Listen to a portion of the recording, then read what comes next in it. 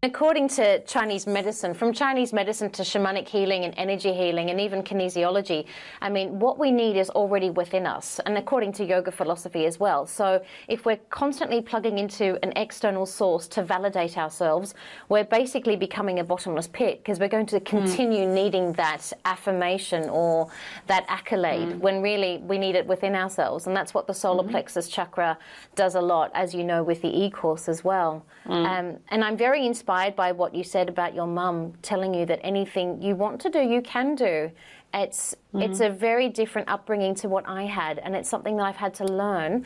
And one of the saving graces that I've had is that knowing that my mistakes weren't wrong and they weren't bad, they weren't good and they weren't right. Because when we live in a world of right, wrong, or good or bad, we're either going to be righteous or we're going to be the victim. But if we come from a space that's completely neutral, where we can take responsibility for ourselves. So sometimes my lack of confidence comes up in me feeling, am I good enough? Can I do this? Can I really, really do this? And my saving grace is in thinking, well, I'll do the best I can. Because when we're deficient in this chakra, we tend to compare ourselves to other people a lot. And that happens a lot in social media. And what I love about you is that you take yourself off social media. In fact, you're no longer active on Facebook because you'd rather focus your attention on raising your children. And I love that about you because it keeps you very authentic. Yeah, I feel that social media can be amazing. I'm not in on some kind of anti-social media stance, but for me personally, it's a black hole. It's an energetic black hole that just kind of sucks you in and spits you out the other side.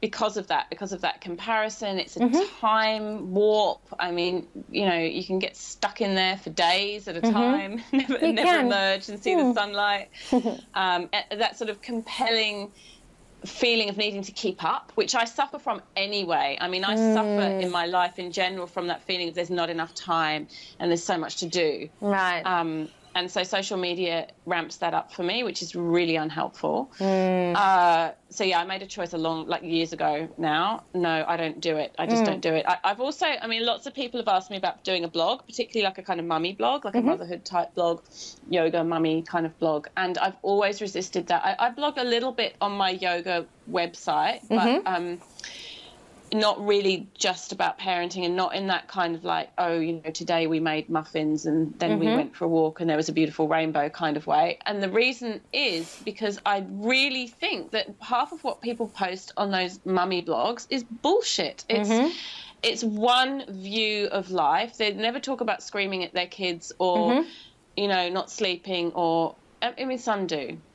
And then it becomes a space for whinging, which is another problem. I've very rarely found a balanced online space about parenting. There's a couple out there that I like, but I certainly don't think I would be able to write in that way about my personal life. And it's not because I'm particularly private. If people ask me, I'm happy to talk about it. It's just the reality of life is messy. There are beautiful, shining diamond moments, and there are, you know, there's a lot of changing dirty nappies too.